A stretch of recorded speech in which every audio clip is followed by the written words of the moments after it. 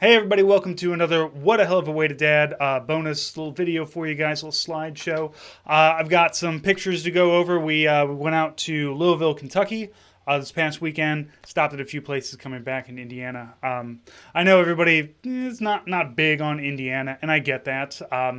Was literally run by the KKK at one point. But beautiful countryside, especially down south. So we'll go over some pictures there. I got some other things to show you and some other ideas that I'm kind of kicking around for later episodes, either here or, on the regular free feed. So the first thing that I want to show you guys, my wife got me a new man bag. So crossbody, it's always been difficult to really, as you get older, right? Like, what kind of bag should you have? Because you got to carry stuff, right? And don't really want a purse, and nothing, not for sexist reasons, but just a purse is not the utilitarianness that I need. So I had a shoulder bag that I've had for a while. We'll talk about it because it's a great shoulder bag, but I am changing it up a little bit. But having it on my shoulder, I was always constantly having to swap it back and forth between shoulders because I'm in my 40s and my body is rapidly deteriorating. So having weight specifically on one or the other for extended periods of time can get a little frustrating. So, but I don't want to do a full backpack because that's too much. I don't need that much. I need a place to put a couple of things. So I had this bag. Timbuktu is what I was rocking for a good year, probably 2 years at this point. Now this is a really great messenger bag, and Timbuktu has a lot of really good stuff. And you can see I put a little Velcro. This was applied by me. If you can't guess, this has been a really great bag. Great thing about Timbuktu is they're very into the recycling. All this stuff is hand stitched. And if you need it repaired, they will repair it. I don't know how much it costs, but they have a lifetime guarantee, warranty on them. I think I paid about $100 for this. Now, the things that I didn't like about this, quality is great. Again, can't say enough about how well, because this is in really good shape. And I've used this, like I said, for over 2 years. Hey, I don't go mountain biking or anything, but I get out, I do things. Recycled materials and everything. It's really nice. But the strap here, a little thin for me. I know that, I guess that you're supposed to wear as crossbody, cross your body, hence the name. But I am much more comfortable with things on my back. So, and the problem with this is that this strap never really, if you have to bend down and pick anything up, the whole thing was going to come flopping and flying around. So it just never really stayed in, it never stayed where it needed to. So, and I could have put a little traction stuff on. There is tape you can put on it, that'll give it that traction. But, and also I just wanted something a little bit bigger. So this one used to have, like I said, it's still in great shape. It's got some holes up here because that's where I have pins and buttons all over my office here. But this is where some pins and buttons were. But, like I said, it's still in great shape. This is probably going to be a travel bag for me because I've been needing, when I go, when I travel for work, when I travel for vacation or anything like that, I never want to take this because it has all my stuff in it. But now I can take this and put some of my stuff in it. So now I have a new bag that has all of my stuff in it. Now, look. I spent 20 years in the Army, all right? So, and my wife saw this and she didn't even wait for me to say yes, buy it, and she picked it up. So this is, before I bring it up here, I've covered up all the branding on it, unfortunately, already, so I can't tell what the name of it is. Oh yeah, it is Field Line bag. So here it is, and you can see it's fucking lot bigger. Well, I guess kind of the same size, but so space-wise, yes, but they're the same size, top to bottom. But this one has a lot more going for it. Now, I am going to tell you that this is, Timbuktu, nice, very nicely made, handmade messenger bags, all kinds of stuff. Can't say enough about how great that company is. And I say that because I am like downsizing myself to like a $30 bag that my wife picked up at Marshall's. But I'm a sucker for Molly, and that's these little guys right here, these little hooks.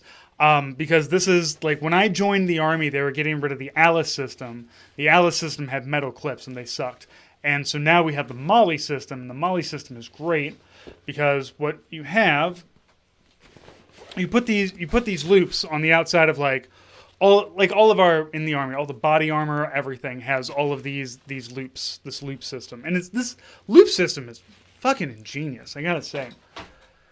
Like I know that nobody really likes handing it to the military, but we got some good ideas sometimes. The Molly system is just incredible because it's so simple and basic and modular. So what this means is that I can take little pouches like this. This is a flashbang pouch that is in the old gross camouflage that only worked in like the parking lot of a Dollar General. This is for a flashbang pouch. So my multi-tool goes in here. Okay, nice. Here, I'll show you this multi-tool. I have a Gerber. The Gerber saw a lot of use in Iraq, so the Gerber's a little busted up. But I have this, and you can get any of these. This is good. Pliers. It's got knife, file, saw, all of that good stuff in there. And then it also has bits for your screwing and unscrewing needs. I think where did I get this? Probably a place like Monroe. I think I got it from Kohl's. Look, I work in IT. I don't go anywhere. I work from home. This pod shack is where I spend a very large portion of my life. So you don't need to pick up anything super fancy or anything like that. So, but great thing is it has this little flappy deal on the back and it's got a snap. So you can see, you can slide it on down into something just like that. It slides in, slides down, you snap it, boom, you're done. Now, I've been playing around with where I want to, because look, this is a very intimate thing for a man to go through, is making sure that his bag is ready to go. Here's the really fucking, I love this shit. Look at this.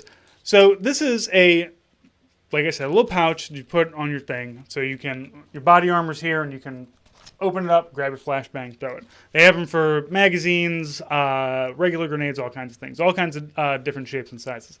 But it's got Molly on it too. Like, but that's how I open it. Like, why would I attach something there? And it's like, it's not even, like, it's kind of, I guess it's keeping the flap in place, but it's up here. So, I don't know. Look, like I said, the system is fantastic. But anyway, so other great things in it. So I put these are pistol magazine things that I have. I think I stole these off of an officer, off of a major. So I put these on the outside. One of them has flashlight in it. Yeah, pop that open. Flashlights. And the other one, something that I'm always desperately looking for. Pens, my pen pouch. I can put so many pens in here. You have no idea how often I'm looking for pens. So one of the bonus things is you get to deck out with new flair. My other one, I didn't have. I had buttons and pins and everything like that on it, but they were kind of like all over the place. So I'm sacrificing my Molly here. So instead of using my Molly to put more pouches on, I'm using it for display of pins. I've got Yosemite Sam. I've got Mr. Peanut saying, "Eat the rich." I've got Jesus saying he's disappointed in all of you. We've got our day shall come. The Davy Crockett fucking atomic missile launcher. This one you can find in the store, whatahellofawaydadad.com. And my little commie socialist pin that I got from the Eugene V. Debs house. So all really cool little pins there that through there. And then it's got Velcro on top, so of course I dug up one of my last. I know these are adhesive back right now. I'm gonna start bringing Velcro back though. I know that's what the people really want. So you might be wondering what I have in here. So far, not too much. So my outside emergency pocket here is where I keep tourniquets. Boop. Don't buy them off of Amazon, kids. Find real online places to buy these. You should not be paying $10 for a tourniquet. I remember seeing at Costco, they had like first aid kits that they're selling for $10, and inside of it was a tourniquet. Ooh, no. Don't do that. You should be spending like $30 to $40 on a good tourniquet. And I got some emergency scissors. You know, I don't necessarily think that everybody has to carry around all that emergency stuff. It's just one of those things that like makes me feel better in the back of my head. To just know that in case something happens, I can do something. I have something that I can, fall back on. And then up here, I have quick clot bandage.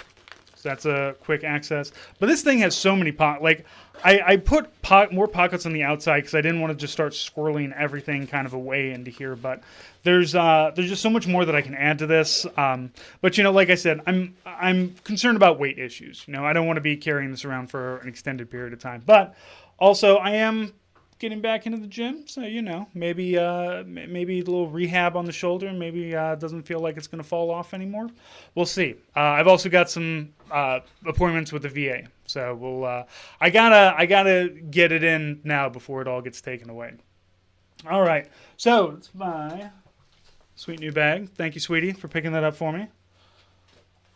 And the old olive drab too. Like I really like that old like solid green. Kind of coloring. I've got a lot of, like you see my hat as the mottled, and that's fine, but I do like a solid color. All right, so let's go on over to the slideshow. So this past weekend, we took the van out to Louisville, Kentucky. About a 4-hour drive. We went to Louisville because there was a Irish dance competition out there. My daughter was dancing. She did great. Got medals. Woo.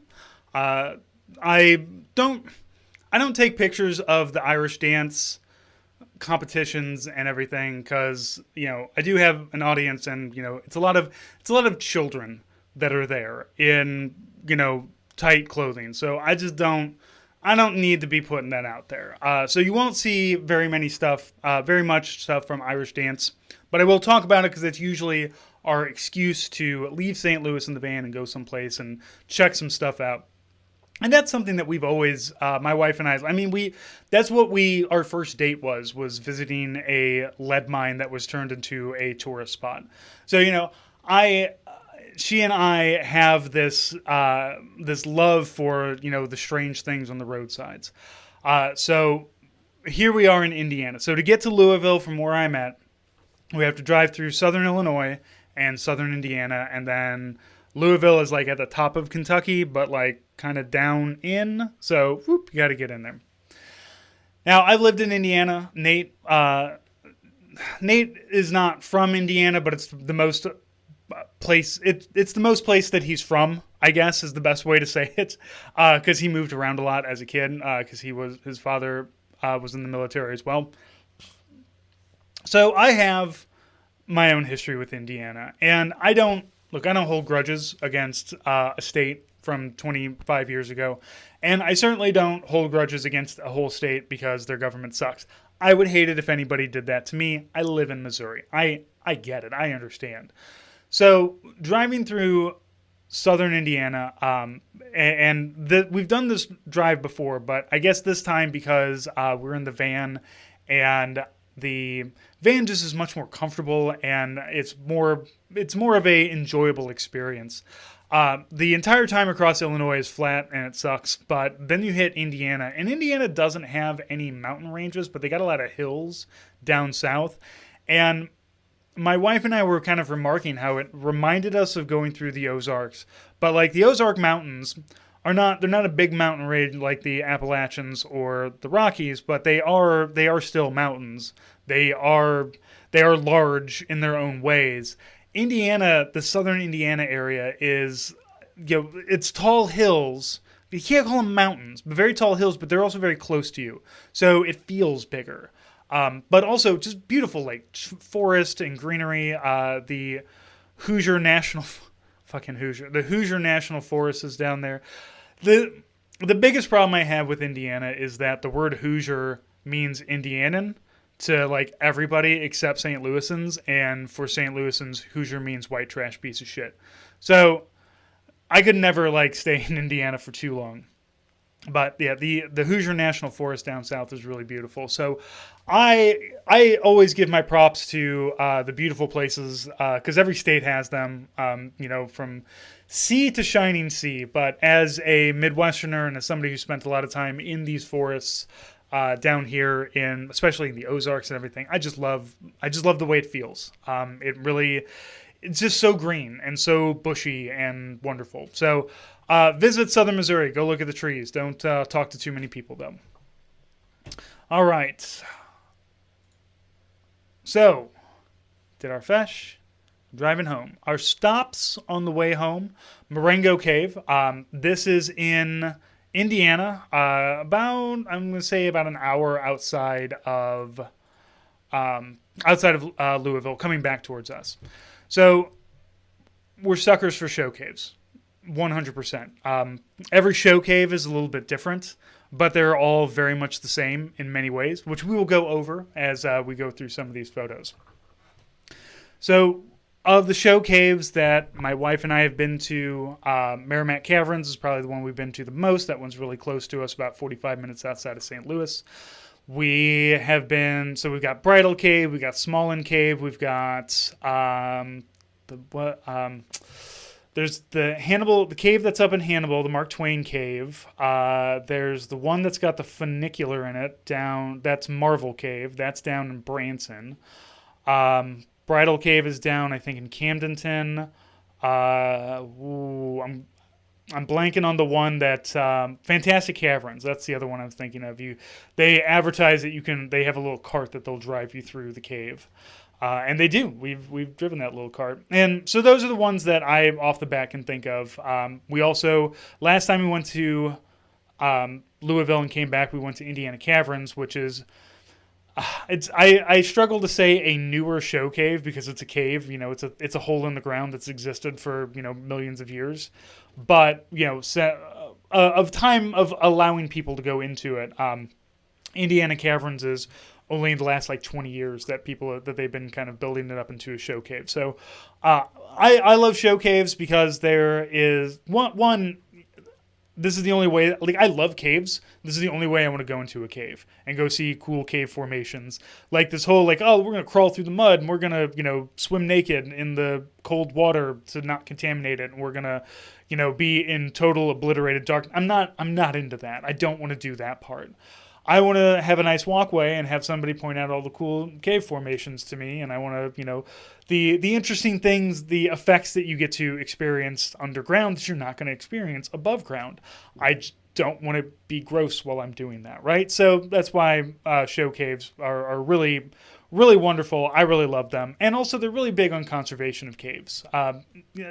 We are having problems with a lot of our bats dying out down here. Bats, very important pollinators and mosquito eaters. We need bats. We love bats.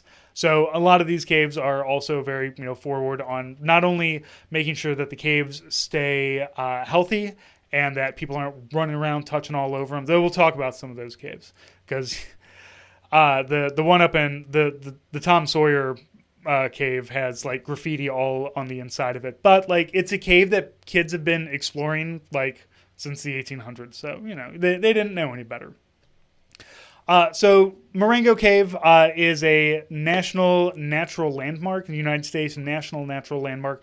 That phrase comes up a lot. It's not a national park, but it is. It's one of those things. It's hey, look. This is a natural beauty. This shows off the beauty of, America and of Indiana and all this. So they were awarded this award. So let's talk about Marengo Cave. So here's the history of it from their website. The year is 1883. Two children are about to make the discovery of a lifetime. A never before seen world awaits them beneath the tiny, quiet little town of Marengo. So Blanche Highstand, a 15-year-old cook at Marengo Academy, overheard some of the schoolboys making plans to explore a deep sinkhole located near the school. Blanche decided to beat them to it. She excitedly ran home after work and recruited her 11-year-old brother Oris. They grabbed some candles and snuck out of the house. On September 6, 1883, Blanche and Oris quickly hiked up the hill past the cemetery by the church. They found the sinkhole surrounded by a grove of trees, and Blanche climbed down to the bottom. Cool air streamed out of the small hole, lighting their candles. The pair peered inside. Ignoring the darkness and the mud, Blanche squeezed into the hole. Soon she called up to Oris, "Come on in." Once Blanche and Oris had crawled down the steep, slippery slope, they found themselves in a large chamber that appeared to continue in several directions. They heard water falling and saw formations in the distance. Though awed by the beauty of their discovery, their flickering candles caused their courage to ebb. The pair decided to turn back. The cold, slimy mud made climbing out much harder. So, and then the next aside is Blanche and Oris safely made it to the top. The late summer sun felt good on their skin as the two siblings, now covered with mud, headed home. The original landowner was notified of the cave's discovery a few days later, and the cave was immediately opened to the public for tours. We love a guy who is just ready to fucking go and make a buck. Making a quarter is what he was charging for people to go down into the cave.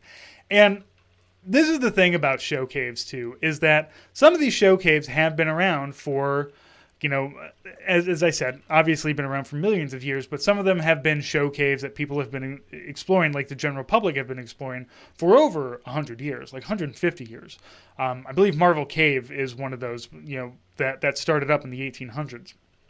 And this meant that people were going down on like a rickety ladder that somebody built. Like somebody was like, "Hey, hold on. I'm going to go build a ladder real quick and we're going to go into this hole in the ground." And I'm not saying, that the people back then were braver. Maybe they just had less to live for. I don't know. But like, I can certainly tell you that if I find a hole in the ground, I'm not grabbing my 11-year-old brother and being like, "Let's go into the hole in the ground." Maybe I've seen too many movies. Maybe I've seen too many Japanese horror movies. It could be it. But anyway, Marengo Cave. Beautiful little place to stop off at. Like all show caves, it has the show cave accoutrements of camping, cabins, an ice cream place, a pizza place. They all have all of these. A place to pan for gold. I don't remember if they had a zip line. Zip lines are also real big. The thing about a cave is that you can't be like, "Hey, I want to build a cave here for people to come visit." You just have to find one and then hope people will come to your cave, because you can't move a cave, obviously. So these caves are usually kind of off the beaten path a little bit. So, Marengo Cave. Let's go on in. So this is my daughter doing one of the things that you can do at all of these places, and that's go panning. Every cave that we've been to has had here's a bag of dirt that you can buy for $10, and you swish it around in this running water that we have. They build these, they make it look like a sluice, and they let you go and do your sluicing and pick out all the big pretty rocks and identify them and take them home and do whatever you want with them. Again, every cave has this. Now, this cave had a lot of different ones that you could get. They had ones that were like just full of arrowheads. Now, I don't know how authentic of arrowheads they were, but when you look at the examples, like, yeah, those look like arrowheads. I mean, what is an authentic arrowhead? It's a rock that I chipped into an arrowhead. Whether it was made 200 years ago or 20 minutes ago, it's still an arrowhead, right? So my daughter really enjoyed that. There were two different tours that they offered. One that let you go a little bit deeper. There was like an hour, and then one was that not so deep, but you got to see more different formations. So we did that one. That was only 40 minutes. Did a little shopping. Another thing that I'm always a sucker for in these roadside places are the personalized names on anything. Like knives, shot glasses, coffee mugs, anything like that. If I see one of those displays, I'm making a beeline to it because I never find my name. And every time I do, I pick it up. And the only things that I found Francis on a mug in Branson, Missouri. It was at the Bagnall Dam. It wasn't even at like Branson. So the hydroelectric dam down in southern Missouri. A tiny little pocket knife that I think is on my desk here somewhere, buried underneath something here. And a miniature coffee mug, like a little teeny tiny coffee mug for a dollhouse that had Francis on it, that my mother-in-law found and bought for me. I don't know where that is, but I always make a habit of buying anything that has my name on it, and unfortunately, nothing this time around. Next stop, like I said, I'm always keeping an eye out for it. All right, so this is the Crystal Palace. Every one of these caves that you go to is a little bit different. They all have different entrances into the cave. The cave entrances, some of them are huge, like Smolin Cave. It's a massive cave opening. It's a cave that was used very much by people before white people were here. Like it's always been used as a gathering place. Smolin Cave is huge. I absolutely love visiting Smolin Cave because it's just such a gigantic cave system it's just such a gigantic opening that you get to go into. None of the other caves have that.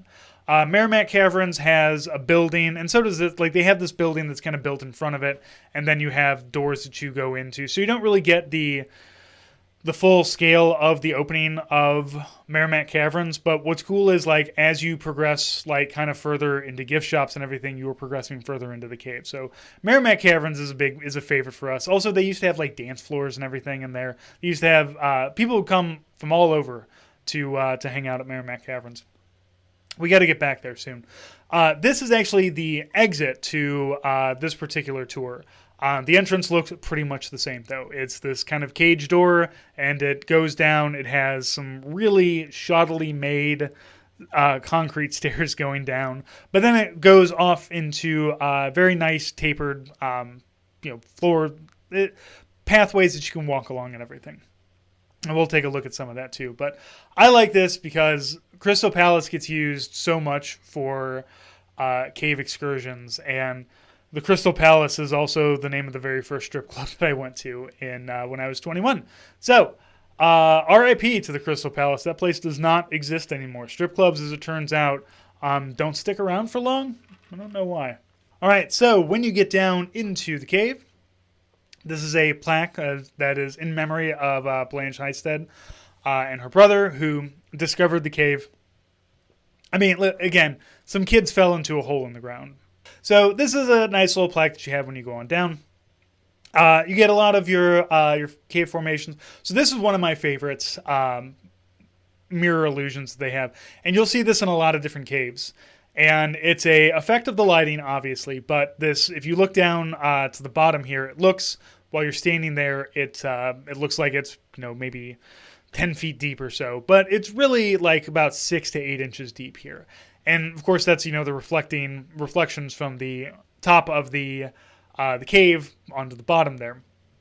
And again, you don't really get this effect anywhere else because nowhere else do you have a body of water that has a covering like this that is completely encased and getting no other outside light. So you get to manage and adjust the lights how you want to get a really cool effect like this. So it's also kind of reminiscent of when they discovered the Neolithic drawings in the caves in France, and they were trying to figure it out, and then finally somebody was like, why don't we walk through with a torch, because that's the lighting that they would have, and then suddenly it all kind of looks different. So the cave element just adds so much more dynamics to kind of what you can do, and with lighting and reflecting.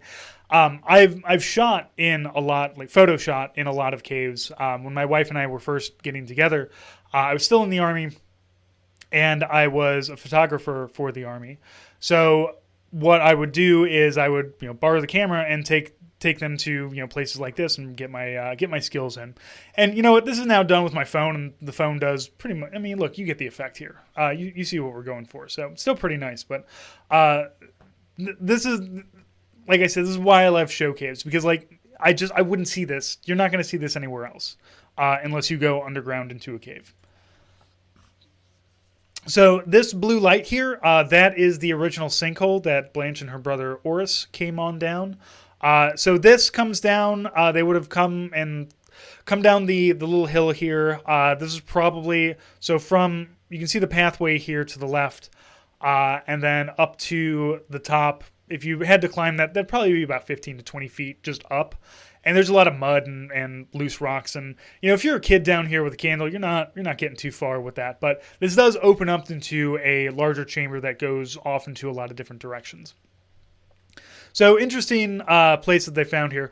What was one of the stories that the guide was telling us was that so the kids went and told the farmer who owned the land, and the guy was just like, "Cool, cave, 25 cents. Go and look at the hole in my property out here." And his neighbor, who I think was his brother, was complaining because all these people would come to see the cave, and so but they were cutting through his land. And so he said, "Look, let's work out a deal. They can cut, we'll cut through the land, we'll make something work out, and you give me a cut off the top." And of course, no, we're not going to do that. So he said, "All right, fuck you." Found out where the cave was, and then drilled his own hole and was like, "Come look at the cave here. You don't got to walk all the way over there and look at that asshole's hole in the ground. You can come look at my hole in the ground." So that went back and forth, but they eventually sealed it back up and came to an agreement. So I do love a man doing some petty bullshit. But perfect analogy for us. But so this is, like I said, this is the first area that they came down to, and we had probably walked about 10 minutes to get to this point. So the entrance that they're using now is a lot further away from the original entrance. Of course, they can't use it because a lot of these are found because it is a sinkhole that is found. Indiana Caverns is the same, and you actually go and see where the sinkhole is. While you're underground, because they show you look, there's bones from animals that fell down in the sinkhole. But that's how you normally find it, and then you have to map it out and then fucking punch a hole on down in there to really get in there. So some cool cave formations. This is Eugene, our guide. He's all right. I don't expect much out of my guides. He's a little pushy about some of the rules about, and look, not rules like don't touch the walls of the cave. Don't do that. You shouldn't be doing that at all. But another group's coming by. Everybody move off to the right. And so we move off to the right of the walkway, and this other group is nowhere near us. And so people are like, "Oh, well, I can, look at this, look at that." And he's just like, "Oh, you guys stay to the right. You guys stay to the right. Please stay to the right." It's like, they're not here. We'll move out of the way when they get here. It's fine, man. So he had jokes too. So, but again, I don't expect too much out of my cave tours. So let's talk about a little place called Santa Claus, Indiana. Santa Claus is a little town in Indiana, down in southern Indiana. It was probably after we went to Marengo Cave. We were looking to stop off someplace to eat. Now, as you can imagine, the direct line from St. Louis to Louisville, not exactly peppered with a lot of fantastic restaurants and places to stop. There are long stretches of just here's a gas station that you can maybe get a gross roller dog at. Although country gas stations can be pretty nice, especially if you stop off at a Casey's. You can get a whole pizza at a gas station, and that's needed. That's an underserved community out there. So, shout out to the rural gas stations out there. But we stopped off in Santa Claus, Indiana. Santa Claus, Indiana is also home of Holiday World, which is a theme park that has a distinction of being the only theme park that did not have a mask mandate during COVID. Even Silver Dollar City had one, and that's because Silver Dollar City is owned by a conglomerate. So Holiday World did not have that. But we've heard nothing but good things about Holiday World as you get in there, and then they've got a water park too. So it's a theme park. I'm not really into theme parks. I don't do roller coasters that much, and it's also balls hot right now. I don't want to be anywhere near Blacktop if I can help it. So we did not go to Holiday World, but this is a fairly recent mural actually. That the date, it was actually dated this month, so this is very new.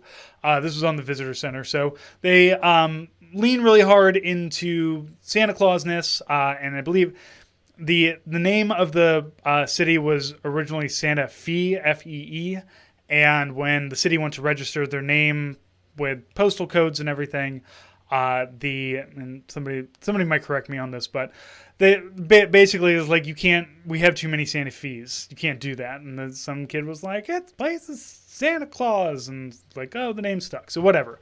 So they leaned into it.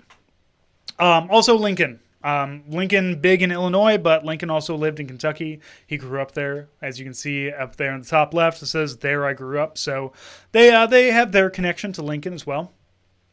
So Santa Claus is a interesting little town, but really, what's more interesting is a little place here. Let me get to the next picture here. So we stopped off at the Santa Claus Brewing Company.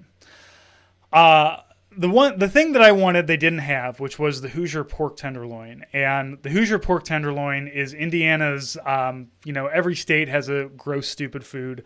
The pork tenderloin is Indiana's. It is a dinner plate sized pork tenderloin that is fried, and then you just put like this stupid little like cheap bun on it, and you're supposed to eat it. It's tasteless. It's not great. It's just like fried cheap pork. But it's an Indiana staple. I'm there. I wanted to get it, but I couldn't get it. But what was interesting, though, is that in Ferdinand, Indiana, which is nearby, is the St. Meinrad Arch Abbey. There's only 2 Arch Abbeys in America. There's only 11 in the country. The other one is in Latrobe, Pennsylvania. And what I found interesting about it, because I was looking at the receipt, I had them email me the receipt, and I was looking at it, and it wasn't for Santa Claus Brewing Company. It was for this place called the St. Benedict Brew Works. So St. Benedict Brew Works is a microbrew that exists on the grounds of the St. Meinrad. I hope I'm saying that correctly. I believe it's an old German name, but it's on the grounds of the Arch Abbey. And look, I grew up reading Redwall, so I have a fascination with abbeys, and I also grew up Catholic, so at some point in time, most good Catholic boys thought, what if I became a priest? That might be a thing I do. And I'm not saying that things would have been different if I had known more about, like, the monk option, but the monk option is pretty freaking nice. Like, these guys, it's like 80 dudes living in a big giant fucking abbey. Like, this place is gorgeous, and they have businesses where they sell. They do woodworking. They have a lot of really interesting stuff that they do. But I also wanted to read here from Latrobe. So I'm going to read this and this is from the St. Vincent Arch Abbey. This is the one that's in Latrobe, but I wanted to read this because it covers kind of the same things, but I found it very interesting. So, monastic life. Our monks lived lives of ora et labor, or prayer and work. But what kinds of work do? They teach at St. Vincent College or serve in the administration. They lead St. Vincent Seminary. They work on campus ministry. They work in the library, create music and serve in music ministry, take photos and make videos, create art in many forms from fabric art to 3D art to painting. They work in the parishes. They serve as hospital chaplains. They care for the grounds. Grind grain at our historic grist mill, write books, direct bookstore and gift shop, preserve history. These guys are a bunch of fucking hippies. This is just a commune. And, I'm all about that. Like, you take the God part out of it. Like, Catholicism is like so appealing to me. It's just the God part of it that I can't get behind it.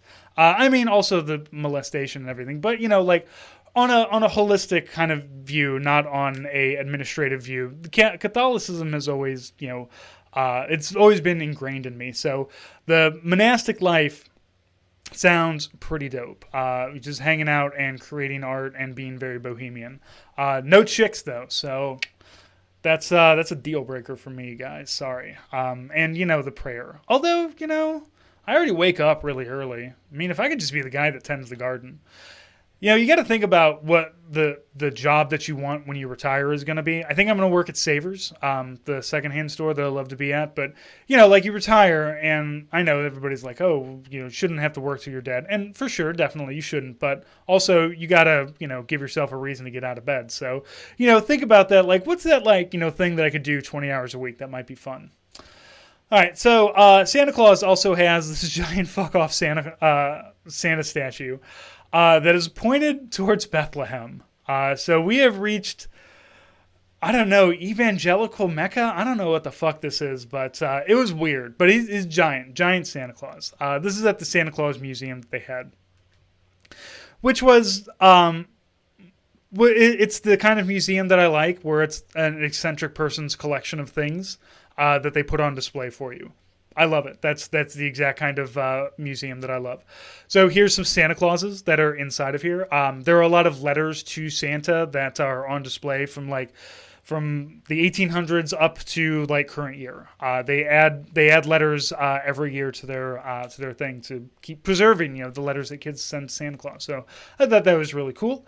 Here's some Santa Clauses. There's a lot of Santa Clauses around, as you can imagine. They had some really cool trains. Everybody loves a train. They had Polar Express trains, of course, big part of the whole Christmas theme. So they had a lot of really cool trains. I didn't take too many pictures in there because it's a little dingy. But Santa Claus, we want to go back. I want to go back because I want to visit the Abbey and I want to go visit Holiday World. Maybe like September or October. Sometime when it's not so fuck off hot in everywhere. So. Well, we're gonna find our way back to Santa Claus. I think we only had time for the Santa Claus Brewing Company too. Was just it's in the basement of again very Catholic. It felt like the basement of a Catholic church, and that can be a good thing or a bad thing to you.